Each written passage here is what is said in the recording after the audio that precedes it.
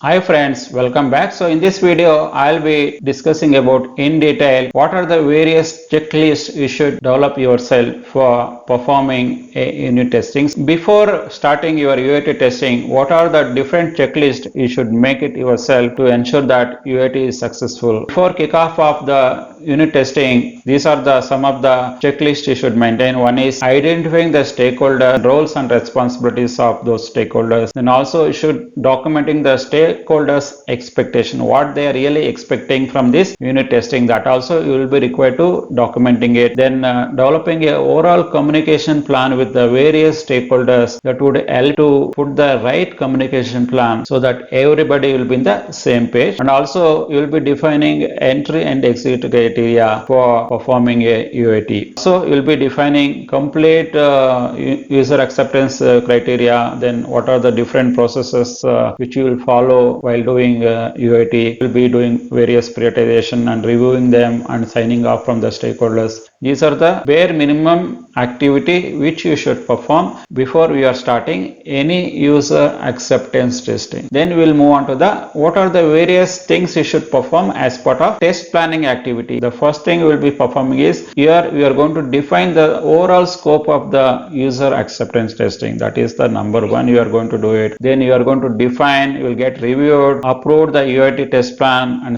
test strategy from the various stakeholders. Defining the test scenarios, you will be drafting the test cases. Then you will be identifying the testing tools as well and identifying the test data. Then you will also be preparing the test environments and its readiness as part of the overall test planning activities. Then also you will be required to identify the test management tools, then defect tracking tools. So these are the certain things which you should perform as part of the test planning activity. When you are performing during UAT execution checklist, then you should perform these activities such as you should validate the test environment is right or wrong, then test data is available or not in the test environment. Then also will be validating whether test team is really trained on the test scenarios or test cases before you are starting this execution. Then what are the process being used for logging the defects and its standards or severity, priority, whether testers are really aware of the complete processes. You should get validated. Then you will also have a checklist for defect triaging and closure as well,